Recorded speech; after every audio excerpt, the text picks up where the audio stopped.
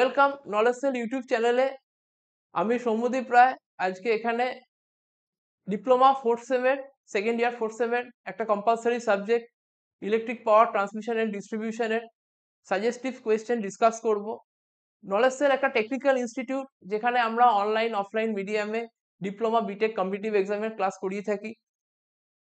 এই semester upcoming সেমিস্টারের জন্য তোমাদের প্রত্যেকটা সাবজেক্ট ওয়াইজ নোট, তাদের লেকচার ভিডিও, সেই সাজেশনের ভিডিও সব তোমরা পেতে পারো, বা এমসিকিউ এগুলো সব তোমরা নলেজ সেল অ্যাপ থেকে পেতে পারো। Knowledge cell app Google play স্টোরে অ্যাভেলেবেল। তার ডিটেলস, তার লিঙ্ক আমরা এখানে ডিসক্রিপশন বক্সে দিয়ে দেবো। আজকে এই টোটাল যে সাজেশনের সেখান থেকে আমরা 10টা কোয়েশ্চেন আমি আজকে এখানে ডিসকাস করব, যেগুলো কিন্তু আপকামিং ডিপ্লোমা সেমিস্টার এক্সামের জন্য তোমাদের খুব হেল্পফুল হবে। তো আমি টপিকে চলে যাচ্ছি। এইখানে আমরা যে সাজেশন প্রিপেয়ার করেছি তার ফার্স্ট কোয়েশ্চেন রেখেছি, what is the surge impedance loading and mentioning significance. Surge impedance loading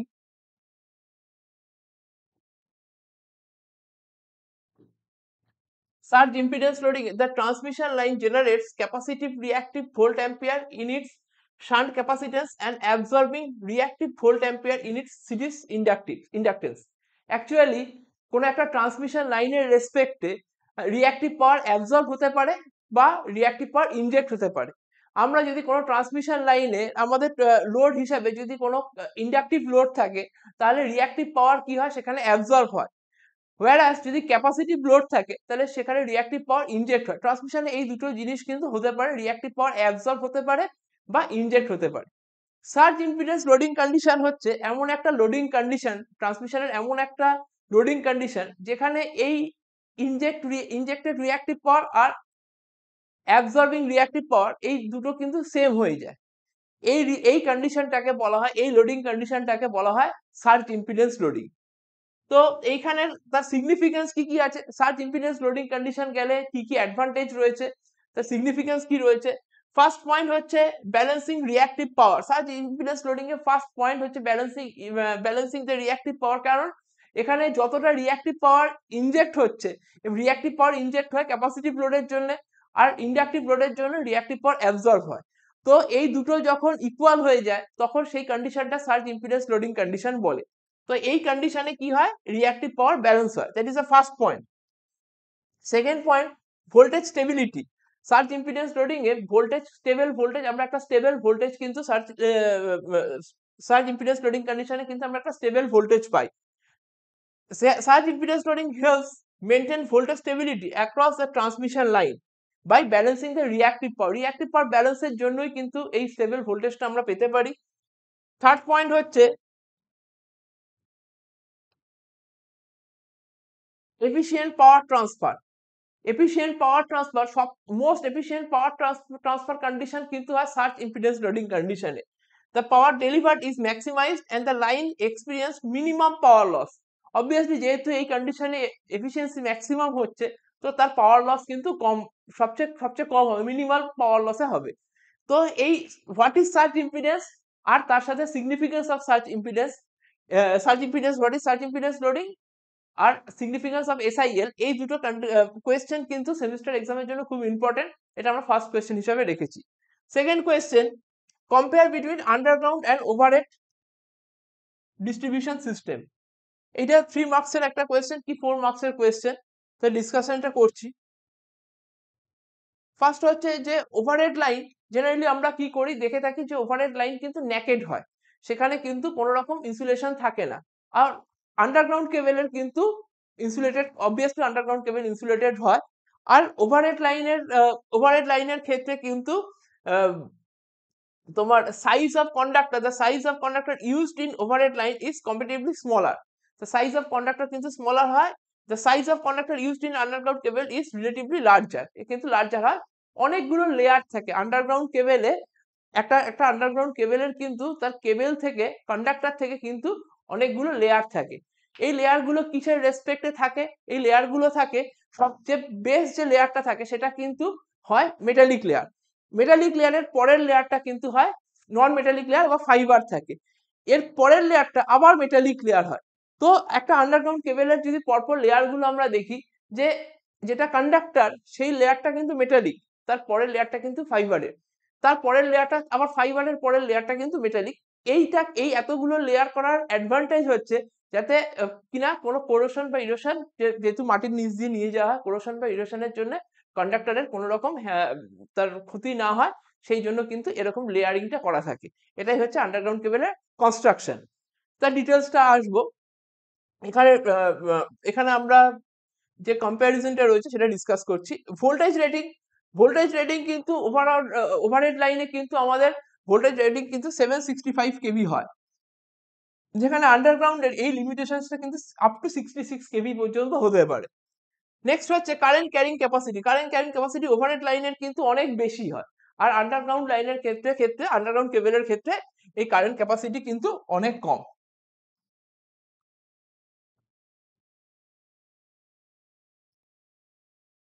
insulation, overhead line requires less insulation usually at the contact points of the support. শুধু ইনসুলেশন কোথায় দেওয়া হয়, আমরা insulator কোথায় আমরা কনস্ট্রাকশনের ক্ষেত্রে কি দেখি, যে যেখানে যেখানে আমাদের পোল থাকে, পোল স্ট্রাকচার যেখানে থাকে, তো দুটো পোল, একটা পোল থেকে আরেকটা পোল স্ট্রাকচার, সেইখান দিয়ে যখন কেবলটা যায় ওই দুটো পোলের ওপরে আমরা কি করি, ইনসুলেটরটাকে প্লেস করি। তাছাড়া কিন্তু ওভারঅল জায়গাতে কোথাও ইনসুলেটর প্লেস করা থাকে না। কিন্তু আন্ডারগ্রাউন্ড কেবলের ক্ষেত্রে needs more insulation, it is because the whole conductor is required coated with the insulation sheet. তাহলে আন্ডারগ্রাউন্ড কেবল, আমি বারবার বলেছি আন্ডারগ্রাউন্ড কেবল কিন্তু একটা লেয়ারে হয় না, তার 4টে বা 5টা লেয়ার থাকে, মেটালিক নন মেটালিক এইভাবে থাকে লেয়ার গুলো। পুরো লেয়ারটা, পুরো কন্ডাক্টরটা কিন্তু এখানে ইনসুলেটেড থাকে। এটা হচ্ছে কোয়েশ্চেন নাম্বার 2।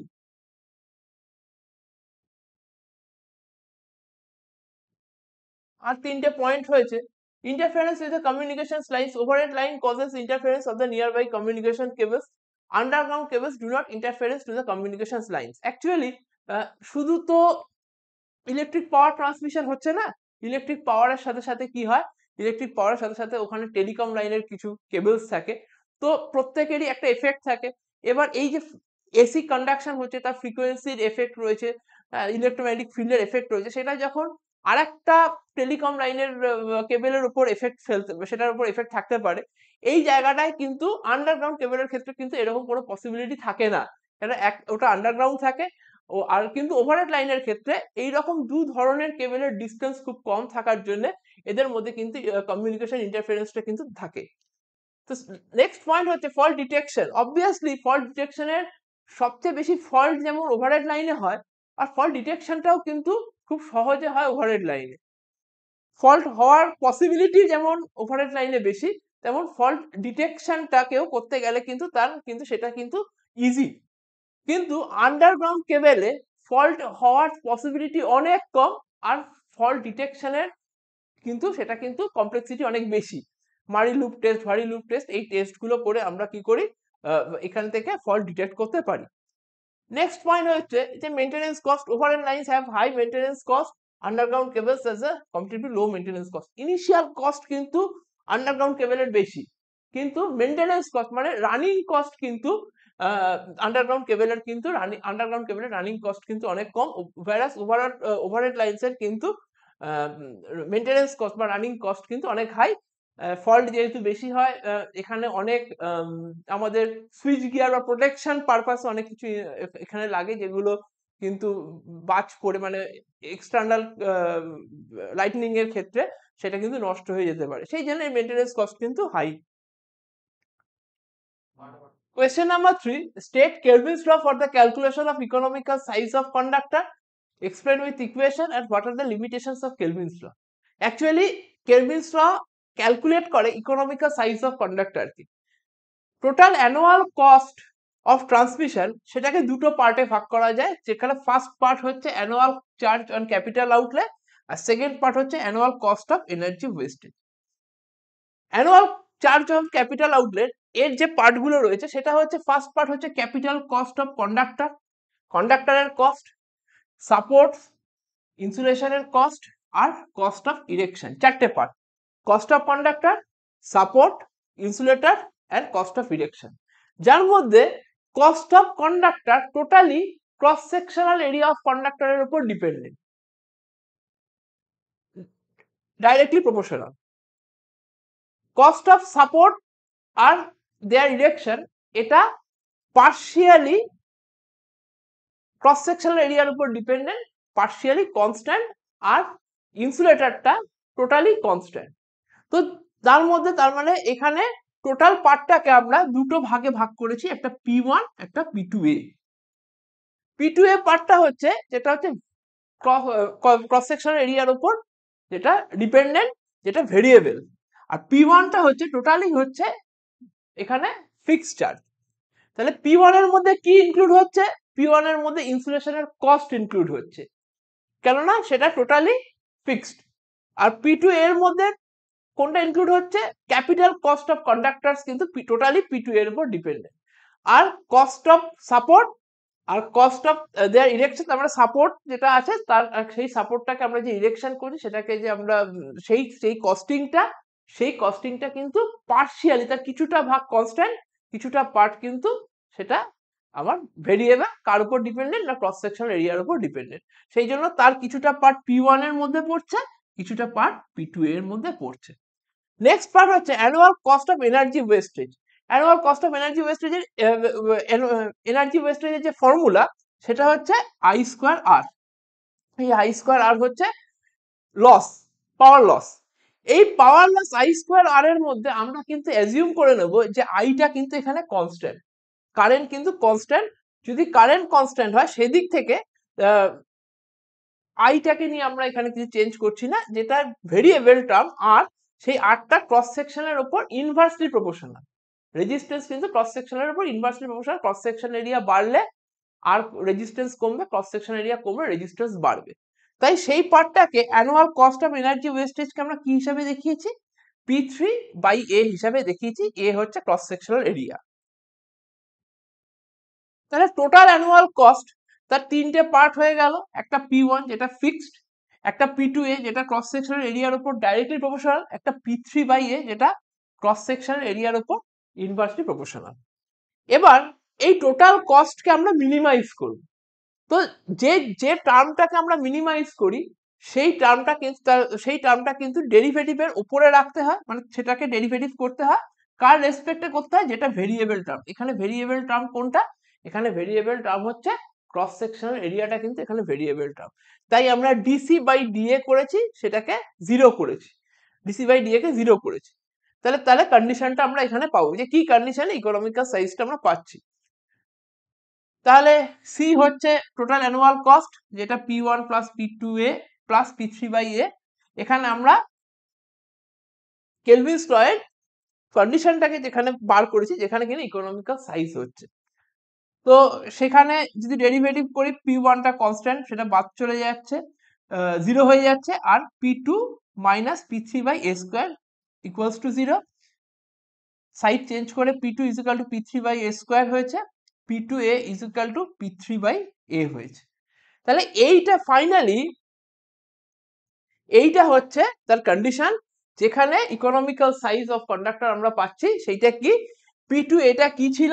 P2 এটা ছিল variable part of annual charge, আর P3/A এটা ছিল annual cost of energy wastage. এই কন্ডিশনে গেলে আমরা ইকোনমিক্যাল সাইজ অফ কন্ডাক্টর পাবো। এইটা কিন্তু খুব ইম্পর্টেন্ট সেমিস্টারের জন্য।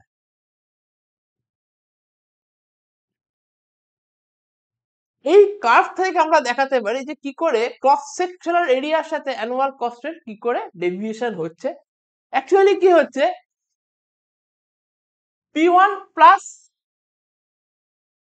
P2A এইটা ক্রস সেকশনের সাথে ডাইরেক্টলি প্রপোর্শনাল, তাই এই কার্ভটা এইভাবে চেঞ্জ হয়েছে। আর P3/A যেটা কিন্তু ক্রস সেকশনের সাথে ইনভার্সলি প্রপোর্শনাল, তাই সেইটা এইভাবে ডাউনওয়ার্ডস, এটা কিন্তু ইনভার্সলি প্রপোর্শনাল হয়েছে।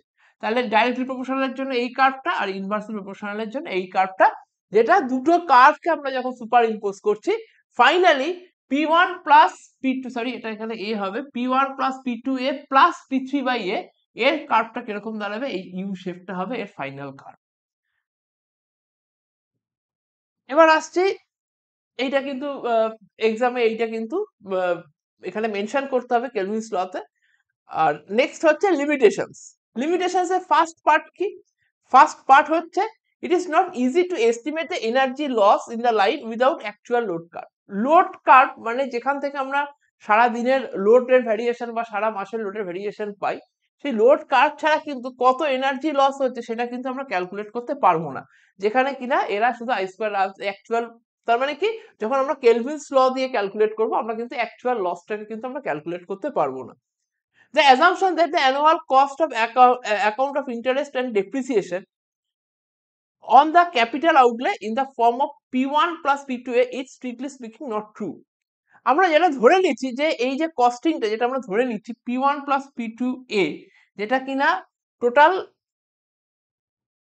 ক্যাপিটাল আউটলে, সেইটা কিন্তু অ্যাকচুয়ালি সেইটা কিন্তু হয় না, মানে এটা কিন্তু আইডিয়ালি হয় কিন্তু প্র্যাকটিক্যালি কিন্তু এটা হয় না। The next point হচ্ছে the law does not take into account several physical factors like safe current density, mechanical strength. আমাদের কোনো সময় কন্ডাক্টর সাইজটা কিন্তু মেকানিক্যাল স্ট্রেংথ এইসবের উপর ডিপেন্ড করে, কিন্তু এখানে কেলভিনস ল কিন্তু কোথাও এখানে মেনশন করেনি যে মেকানিক্যাল স্ট্রেংথকে কোথাও এখানে মেনশন করেনি, করোনা লসকে এখানে কোথাও মেনশন করেনি, তাই এইটা কিন্তু কেলভিনস ল কিন্তু এই রেসপেক্টে অ্যাপ্রোপ্রিয়েট না। আর কি রয়েছে, the conductor size determines by the law may not always be practicable. যে যে আমরা সাইজটা পাই সেটা কিন্তু সবসময় প্র্যাকটিকেবল হয় না। আর last point, interest and depreciation of the capital outlay cannot be determined actually কতটা ডেপ্রিসিয়েশন হবে, কতটা ইন্টারেস্ট হবে, সেইটা কিন্তু কেলভিনস ল থেকে সেটা কিন্তু আমরা কিন্তু এইভাবে ডিটারমাইন করতে পারি না, তার জন্য আলটিমেটলি কেলভিনস ল কিন্তু অ্যাপ্রোপ্রিয়েট না। তো এই 5টা পয়েন্ট হলো কেলভিনস ল এর লিমিটেশনস যেটা কিনা আসতে পারে।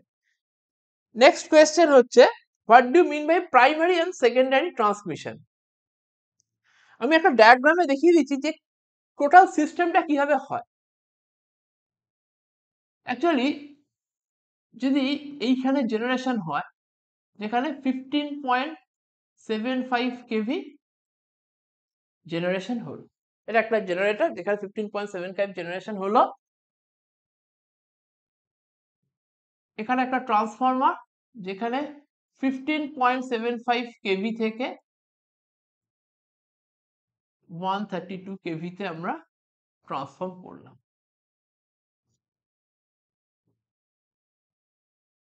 সেকেন্ড পার্টে 132/66 কেভিতে ট্রান্সফর্ম করলাম।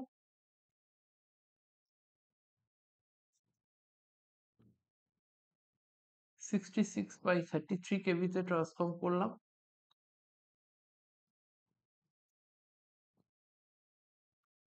33/11 কেভিতে ট্রান্সফর্ম করলাম।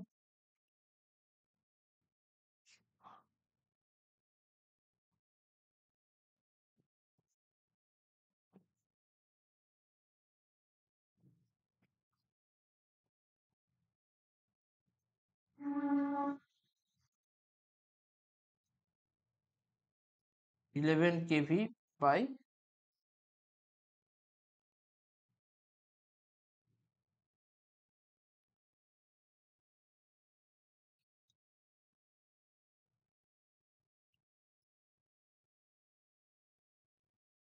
এখানে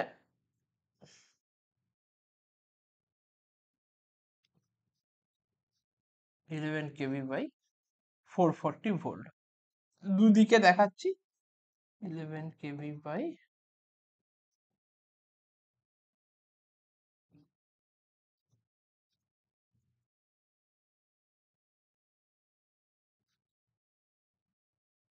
এখানে প্রত্যেকটা পার্টকে আমরা দেখিয়েছি, কিভাবে দেখাচ্ছি বলছি, যে লাস্ট পার্ট যেখানে 11 কেভি থেকে 440 ভোল্টে যে ট্রান্সফরমারটা ট্রান্সফর্ম করছে, এই পার্টটাকে বলা হয় সেকেন্ডারি ডিস্ট্রিবিউশন।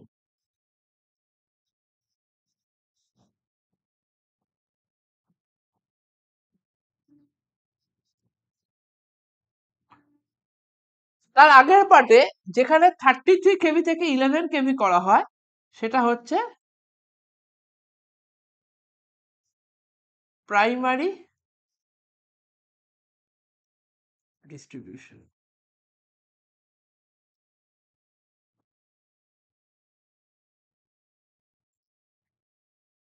এবার এখানে 66 থেকে এই যে এখানে রয়েছে 66 133 থেকে যে 66 করতে হয়, এই পার্টটা হচ্ছে সেকেন্ডারি ট্রান্সমিশন।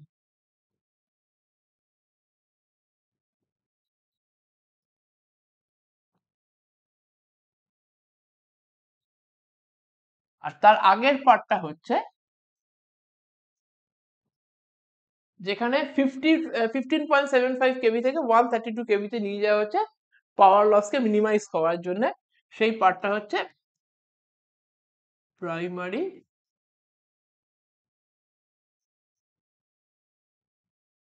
ট্রান্সমিশন। তাহলে আমি ওভারঅল সিস্টেমটা একবার ডিসকাস করে দিচ্ছি। জেনারেশন হলো 15.75 কেভি, সেই জেনারেশনের পরে 15.75 কেভি থেকে 132 কেভিতে এখানে পাওয়ারটাকে, এখানে ভোল্টেজটাকে বাড়ানো হলো, স্টেপ আপ করা হলো পাওয়ার লসকে মিনিমাইজ করার জন্য। এই ট্রান্সফরমারটাকে বলা হয় জেনারেটিং ট্রান্সফরমার।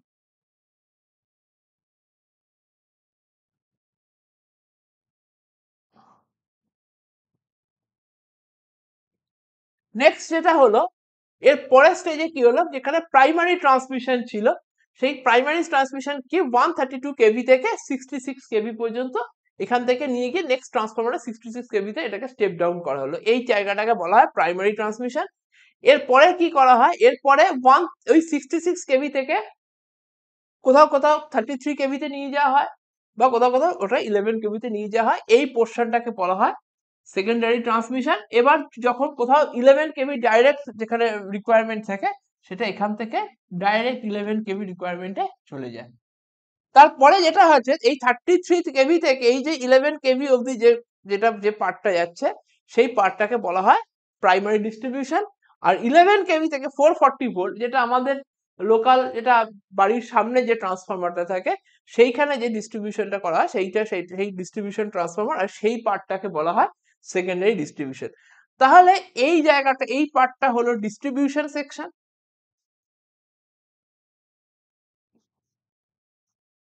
এই পার্টটা হলো ট্রান্সমিশন,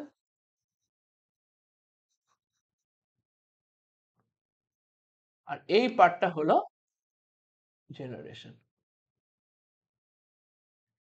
এই ফিগারটাও কিন্তু সেমিস্টার এক্সামের জন্য খুব ইম্পর্টেন্ট, তাই আমি এক্সট্রা করে এই জায়গাটাকে এখানে ডিসকাস করে দিলাম। আমরা আবার সাজেশনে চলে যাচ্ছি।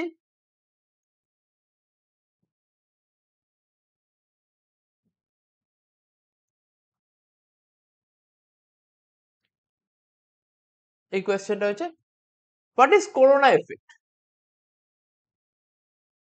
করোনা এফেক্ট কাকে বলে যদি আমি একটা সিঙ্গেল সেন্টেন্সে বলি, the phenomenon of violet glow, hissing noise and production of ozone gas in a transmission line is known as corona। তিনটে পয়েন্ট এখানে বলতে হবে। ফার্স্ট পয়েন্ট হচ্ছে hissing noise, ozone gas production, আর আরেকটা হচ্ছে ভায়োলেট গ্লো। এখন যে ভোল্টেজে করোনা এফেক্ট ফার্স্ট, যেখানে করোনা এফেক্ট স্টার্ট হয়, সেটাকে ক্রিটিক্যাল ডিসরাপটিভ ভোল্টেজ বলে। ডেফিনেশন গুলো সেমিস্টার এক্সামের নেক্সট কোয়েশ্চেনে আছে। ক্রিটিক্যাল ডিসরাপটিভ ভোল্টেজ কাকে বলে?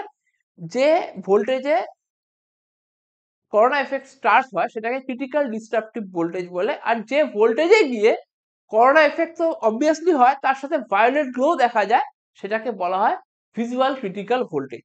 তাহলে এই দুটো ভোল্টেজের কথা মাথায় রাখতে হবে। তার মানে ক্রিটিক্যাল ডিসরাপটিভ ভোল্টেজ কিন্তু ভিজুয়াল ক্রিটিক্যাল ভোল্টেজের থেকে তার কিন্তু ভ্যালু কম। যে ভোল্টেজে আমরা করোনা গ্লো দেখতে পাচ্ছি, সেটাকে ক্রিটিক্যাল ডিসরাপটিভ ভোল্টেজ বলছি। যে ভোল্টেজে গিয়ে আমাদের করোনা ভায়োলেট গ্লো দেখতে পাচ্ছি, তাকে বলা হচ্ছে ভিজুয়াল ক্রিটিক্যাল ভোল্টেজ। এই করোনা এফেক্ট কি করে হয়? অ্যাকচুয়ালি কোনো ময়েশ্চার ওয়েদার কন্ডিশনে, জেনারেলি ময়েশ্চার ওয়েদার কন্ডিশনে বেশি দেখা যায়, কোনো যে ট্রান্সমিশন লাইন থাকে, তার চারপাশের এয়ার পার্টিকেলস গুলো যে থাকে, সেগুলো কিন্তু আয়োনাইজড হয়ে যায়। যে ট্রান্সমিশন লাইন রয়েছে, তার চারপাশের যে এয়ার রয়েছে, সেই এয়ার পার্টিকেলস গুলো কি হয়, সেগুলো আয়োনাইজড হয়ে যায়। তাহলে যখন সেই পার্টিকেলস গুলো আয়োনাইজড হয়ে যায়, তখন একটা ভোল্টেজের পর গিয়ে কি হয়, তার চারপাশের এই আয়োনাইজড হয়ে যাওয়ার জন্য এর কন্ডাক্টর সাইজ কিন্তু বেড়ে যায়। তখন কন্ডাক্টর সাইজ কিন্তু এরকম ভাবে কিন্তু বেড়ে গেল। অ্যাকচুয়াল কন্ডাক্টর সাইজ কিন্তু এইটা, কিন্তু এর চারপাশের এয়ার গুলো, যেটা এয়ার পার্টিকেলস গুলো, এগুলো একটা ভোল্টেজকে, একটা সাডেন ভোল্টেজকে যদি সেটা ক্রস করে যায়, বা ওয়েদার কন্ডিশন, যদি ওয়েদারে যদি ময়েশ্চার বেশি থাকে, তখন কি হয়, তখন এই কন্ডাক্টরের চারপাশে এই এয়ার পার্টিকেলস গুলো কি হয়, এখানে এগুলো আয়োনাইজড হয়ে যায়, তার জন্য করোনাটা মেনলি দেখা যায়। করোনাটা এই করোনা কিসের উপর ডিপেন্ড করে? এই করোনার যে 1 নম্বর পয়েন্ট হচ্ছে অ্যাটমসফিয়ারের উপর ডিপেন্ড করে। অ্যাটমসফিয়ারে যদি ময়েশ্চার কন্টেন্ট বেশি থাকে, তাহলে কিন্তু করোনা বেশি, তার করোনার এফেক্ট কিন্তু বেশি দেখা যায়।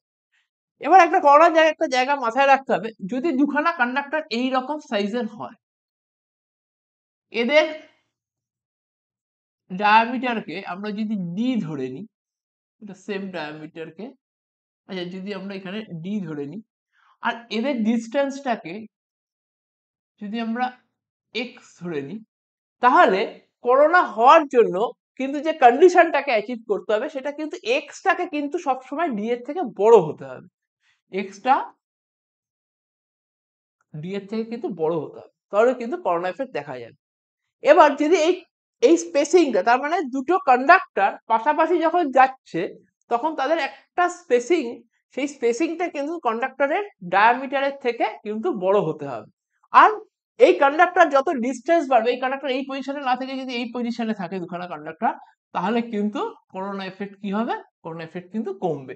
তাহলে কন্ডাক্টর সাইজের উপর ডিপেন্ড করে spacing, spacing between conductor, spacing যদি আমি বাড়িয়ে দিই, তাহলে কিন্তু করোনা কিন্তু সেখানে করোনা এফেক্ট কি হবে, স্পেসিং বাড়িয়ে দিলে করোনা এফেক্ট কিন্তু কমে যাবে।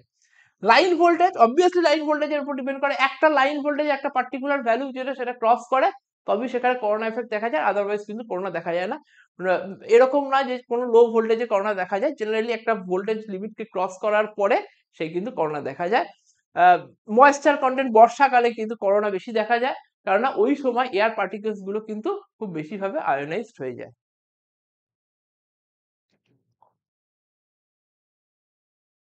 নেক্সট হচ্ছে মেথডস অফ রিডিউসিং করোনা। কিভাবে আমরা এই করোনাকে রিডিউস করতে পারবো? By increasing the conductor size. Conductor সাইজকে আমরা এখানে বাড়িয়ে এই করোনাকে কমাতে পারবো by increasing the conductor spacing. Conductor সাইজকে, by increasing the conductor size, the voltage at which corona occurs is raised and hence corona effect is considerably reduced.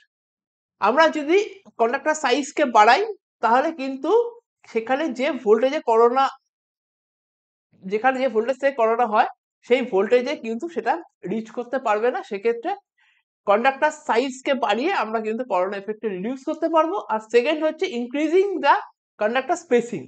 যেই দুটো কন্ডাক্টরের মধ্যে ডিস্টেন্সকে আমরা বাড়িয়ে দেবো, সেক্ষেত্রে কিন্তু আমরা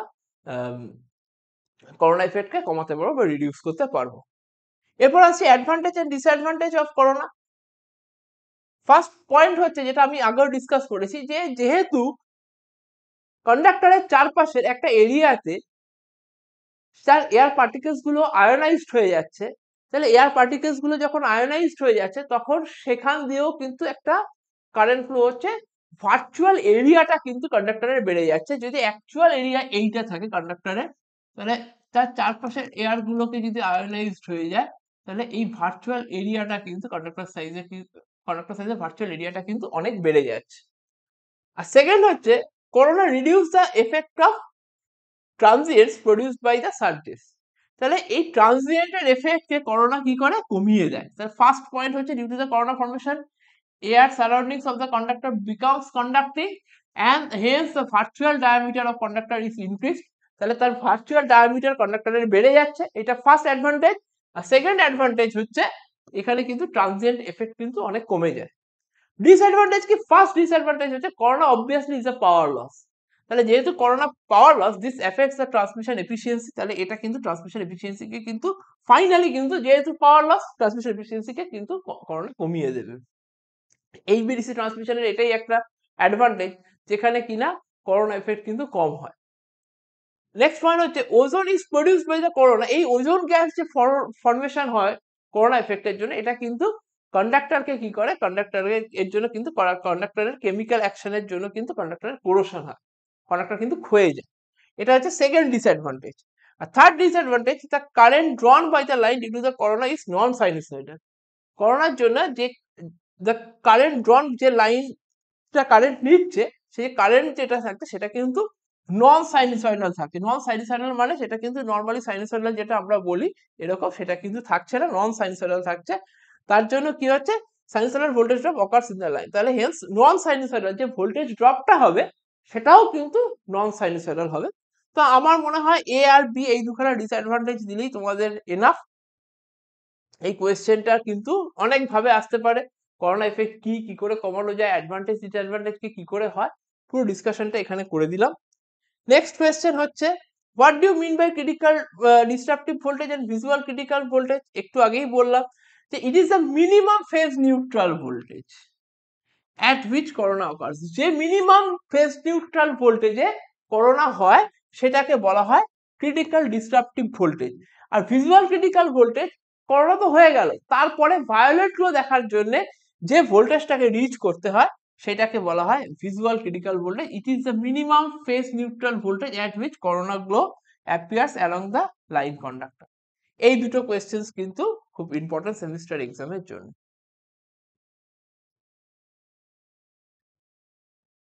তিনটে এফেক্ট ট্রান্সমিশন ডিস্ট্রিবিউশনের, তিনটে এফেক্ট কিন্তু খুব ইম্পর্টেন্ট। যতবার তোমরা প্রিভিয়াস ইয়ারের কোয়েশ্চেন্স দেখবে তিনটে এই তিনটে এফেক্ট কিন্তু ঘুরিয়ে ফিরিয়ে কোনো না কোনো সেমিস্টারে এসছে। তার মধ্যে ফার্স্ট এফেক্ট হচ্ছে প্রক্সিমিটি এফেক্ট, সেকেন্ড এফেক্ট হচ্ছে স্কিন এফেক্ট, থার্ড এফেক্ট হচ্ছে ফেরান্টি এফেক্ট। আমি এখানে তিনটে ডিসকাস করব। ফার্স্ট হচ্ছে প্রক্সিমিটি এফেক্ট। প্রক্সিমিটি এফেক্ট কাকে বলে? when the conductor carry the high alternating voltage, then the current are non-uniformly distributed on cross-sectional area of the conductor. This effect is called proximity effect. যখন conductor high alternating voltage এখানে carry করছে, then the current and non-uniformly distributed of cross-sectional area of the conductor। পাশাপাশি দুটো কন্ডাক্টরকে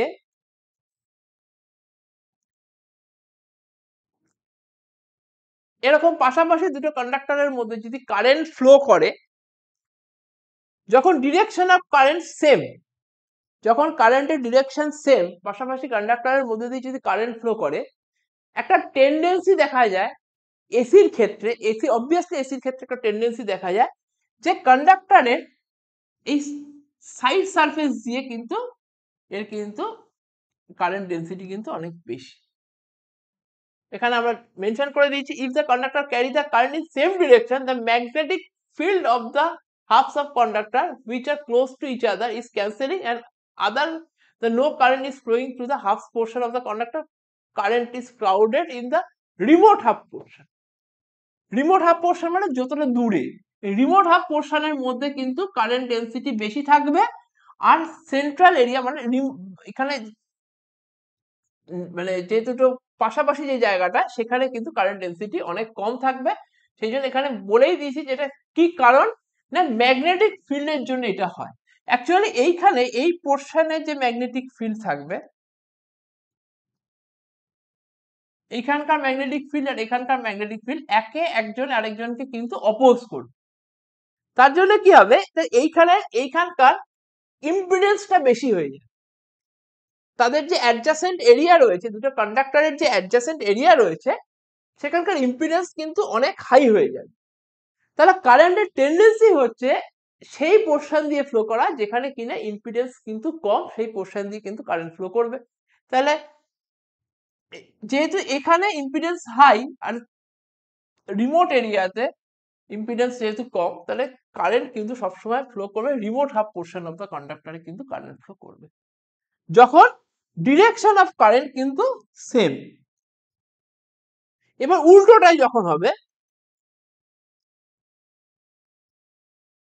যখন current flow in opposite direction, তোমরা এক্সামে এইভাবেই mention করবে জিনিসটা, যখন অপোজিট ডিরেকশনে কারেন্ট ফ্লো হবে, একটা সাইডে একটা ডিরেকশন যখন অপোজিট হবে, তখন তাদের অ্যাডজাসেন্ট এরিয়াতে কারেন্ট ডেন্সিটি কিন্তু অনেক হাই হবে। অ্যাডজাসেন্ট এরিয়া মানে তাদের কাছাকাছি জায়গায় কারেন্ট ডেন্সিটি কিন্তু অনেক হাই হবে, আর এই দিকে কিন্তু তার ইম্পিডেন্স কিন্তু অনেক বেশি হয়ে যাবে। ম্যাগনেটিক ফিল্ডের জন্য এই দিকে কিন্তু তোমার ইম্পিডেন্স অনেক হাই হবে, সেই জন্য কারেন্টের ফ্লোটা তার অ্যাডজাসেন্ট এরিয়া জুড়ে হবে। এই এফেক্টটাকে বলা হয় প্রক্সিমিটি এফেক্ট।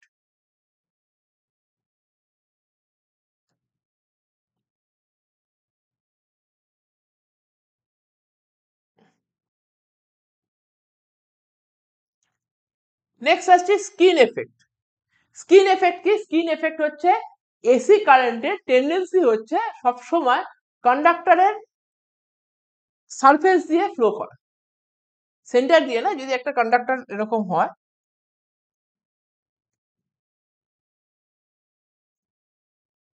এটা যদি কন্ডাক্টর হয়, তাহলে এসি কারেন্টের ফ্লো কিন্তু সবসময় তার এই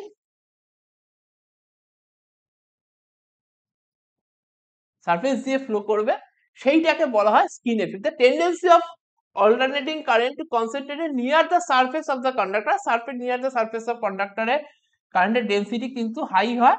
এই এফেক্টটাকে বা এই টেন্ডেন্সিটা কিন্তু শুধুমাত্র এসির ক্ষেত্রে দেখা যায়, যেটা ফ্রিকোয়েন্সির সাথে সাথে কিন্তু স্কিন এফেক্ট বাড়তে থাকে। এই টেন্ডেন্সিটাকে বলা হয় স্কিন এফেক্ট। যেহেতু স্কিন দিয়ে কারেন্ট ফ্লো করছে, তাই এফেক্টের নাম হচ্ছে স্কিন এফেক্ট। কেন হয়? আমরা দুটো পয়েন্ট ধরছি, পয়েন্ট ধরলে আমরা বুঝতে পারবো ভালো। এখানে ধরো এই পয়েন্টটা এ, এই পয়েন্টটা বি, তাহলে এ একটা পয়েন্ট, বি একটা পয়েন্ট।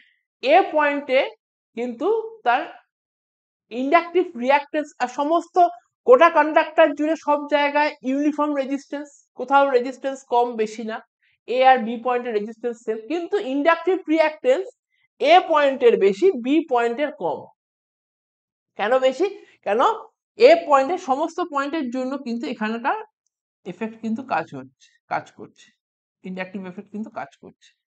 বি পয়েন্টের জন্য কিন্তু এই কোনো এক্সটার্নাল সাইডের মানে এই সারফেস এরিয়ার বাইরের কোথাও কিন্তু এফেক্ট এখানে কাজ করছে না, শুধু ইন্টারনাল এফেক্টের জন্য কিন্তু এখানে হচ্ছে, শুধু ইন্টারনাল এফেক্ট গুলো এখানে রয়েছে।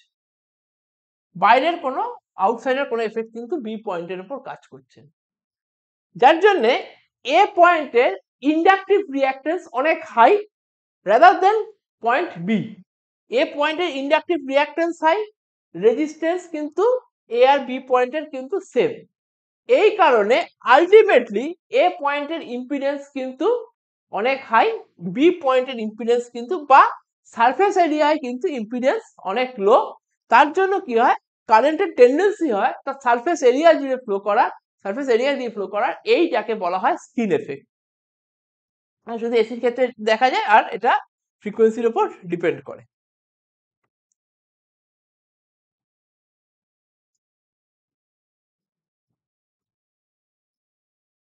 কি কি কি কি কি কি কি কার কার ফ্যাক্টরের উপর কি কি ফ্যাক্টর স্কিন এফেক্ট কোন কোন ফ্যাক্টরের উপর ডিপেন্ড করে? অবভিয়াসলি ফ্রিকোয়েন্সির উপর ডিপেন্ড করে, ডায়ামিটারের উপর ডিপেন্ড করে। It increases with increase in diameter, diameter যত বেশি হবে স্কিন এফেক্ট তত বাড়বে, ফ্রিকোয়েন্সি যত বেশি হবে স্কিন এফেক্ট তত বাড়বে।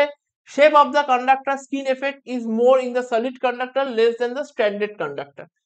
সলিড কন্ডাক্টরে স্কিন এফেক্ট বেশি, স্ট্যান্ডার্ড কন্ডাক্টরে কিন্তু স্কিন এফেক্ট কম। টাইপ অফ মেটেরিয়ালের উপর ডিপেন্ড করে। এখন স্ট্যান্ডার্ড কন্ডাক্টরের কনসেপ্ট কি? স্ট্যান্ডার্ড কন্ডাক্টরের কনসেপ্ট কি হচ্ছে, এই কন্ডাক্টর, এই রকম কন্ডাক্টরকে বলা হয় স্ট্যান্ডার্ড কন্ডাক্টর, যেখানে কিনা এই রকম ভাবে যেহেতু আমাদের ডায়ামিটার গুলোকে ছোট ছোট করা হয়, তার জন্য কি হয়, এর স্কিন এফেক্ট কিন্তু কমে যায়। কন্ডাক্টরকে আমি একটা সিঙ্গেল এত বড় না রেখে এরকম ছোট ছোট ডায়ামিটারের কন্ডাক্টরকে আমি যদি ইউজ করি, তাহলে সেটাকে স্ট্যান্ডার্ড কন্ডাক্টর বলে। ACSR conductor, aluminium conductor steel reinforce, যেখানে স্টিলটা এখানে সেন্টারে থাকে আর চারদিকে অ্যালুমিনিয়াম কন্ডাক্টর থাকে, সেটা এসিএসআর কন্ডাক্টর, যেটা কিনা একটা স্ট্যান্ডার্ড কন্ডাক্টর। এটাকে কি বলা হয়? Standard conductor. এসিএসআর হচ্ছে একটা standard conductor, aluminium conductor steel reinforce. এক্ষেত্রে কি হয়, স্কিন এফেক্ট কি হয়, স্কিন এফেক্ট কিন্তু এখানে কমে। নেক্সট পয়েন্ট আসছি, ফেরান্টি এফেক্ট। এই তিনখানা এফেক্ট কিন্তু এই সেমিস্টার এক্সামের জন্য খুব ইম্পর্টেন্ট। ফেরান্টি এফেক্ট কি হয়, অ্যাকচুয়ালি যে পয়েন্ট থেকে আমরা ভোল্টেজকে পাঠাই, দুটো পয়েন্ট যেখান থেকে আমরা পাঠাই, এটাকে বলা হয় সেন্ডিং এন্ড।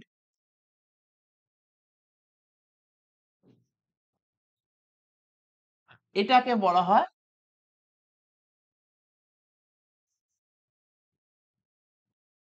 Receiving and.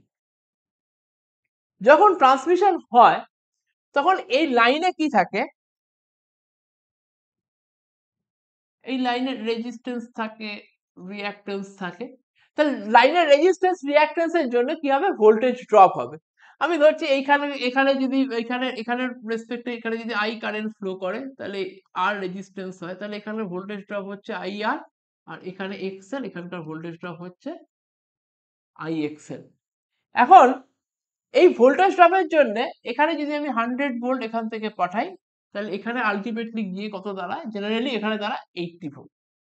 কিন্তু ফেরান্টি এফেক্ট উল্টো, যদি আমি এখান থেকে 100 ভোল্ট দিই রিসিভিং হ্যান্ডে গিয়ে এখানে 120 ভোল্ট পৌঁছে যাচ্ছে, বেড়ে যাচ্ছে। তার মানে ফেরান্টি এফেক্ট কি, the effect in which the voltage at the receiving end of the transmission line is more than the sending end voltage is called Ferranti effect. যদি কোনোভাবে রিসিভিং এন্ডের ভোল্টেজ সেন্ডিং এন্ডের থেকে বেশি হয়ে যায় তাহলে সেই এফেক্টটাকে বলা হয় ফেরান্টি এফেক্ট। এই কারণ হচ্ছে লাইনে ক্যাপাসিটেন্স ফর্ম করে। এখন কোন কন্ডিশনে করে? ট্রান্সমিশন লাইন তিন ধরনের হয়, short transmission line, medium transmission line, long transmission line.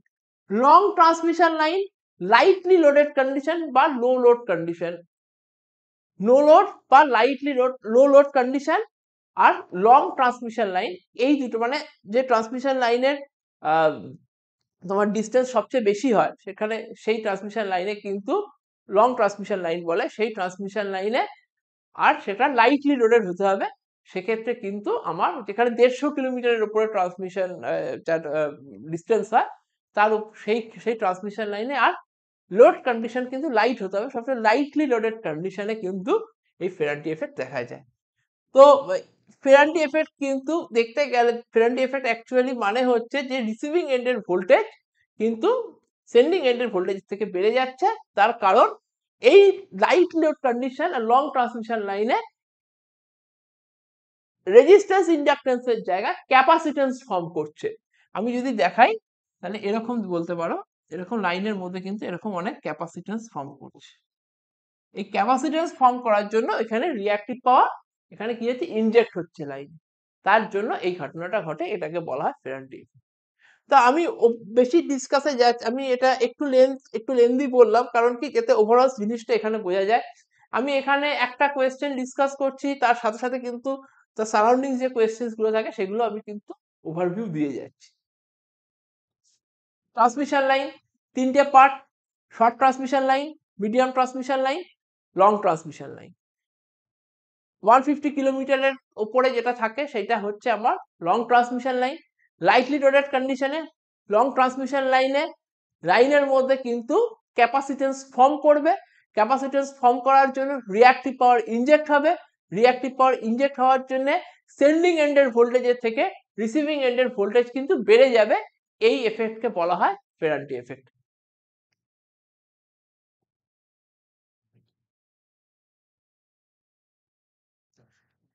Skin effect আর প্রক্সিমিটি এফেক্ট কেন ডিসির ক্ষেত্রে অ্যাবসেন্ট? তার কারণ হচ্ছে এখানে ডিসিতে কোনো ফ্রিকোয়েন্সি থাকে না।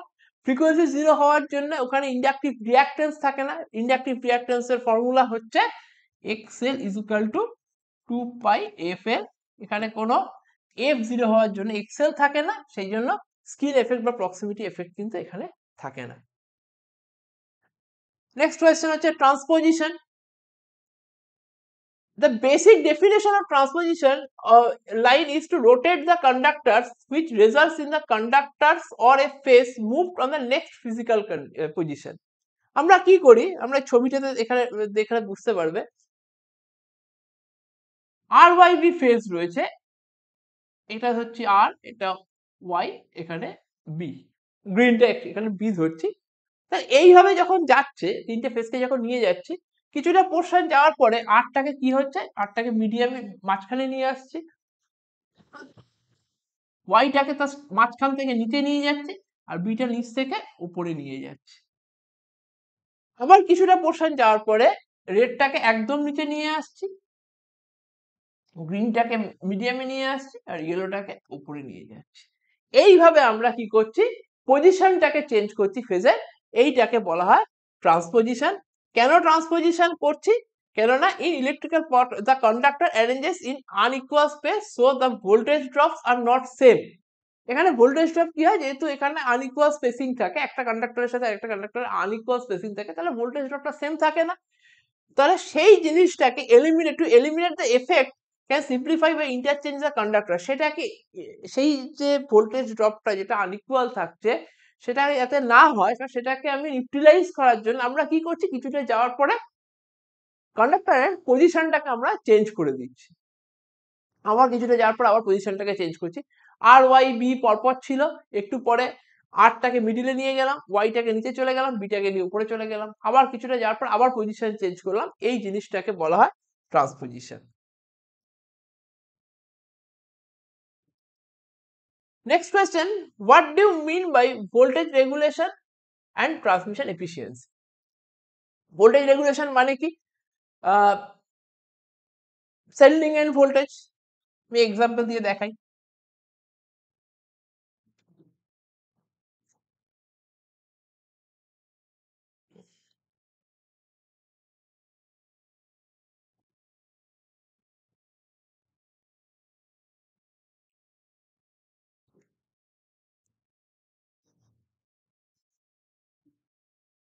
এটা সেন্ডিং এন্ড, এখানকার ভোল্টেজ হচ্ছে ভিএস, এখানে রিসিভ হচ্ছে ভিআর।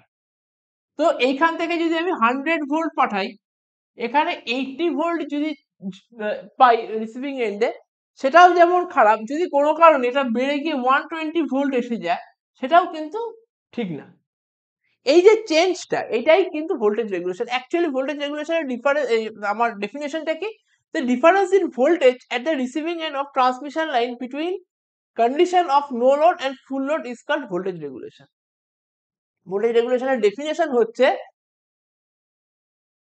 রিসিভিং এন্ডে নো লোডে কত ভোল্টেজ পাচ্ছি আর ফুল লোডে কত ভোল্টেজ পাচ্ছি, তাদের যে ডিফারেন্সটা, the difference in voltage at the receiving end of transmission line between condition of no load and full load is called voltage regulation, সেটাকে ভোল্টেজ রেগুলেশন বলে।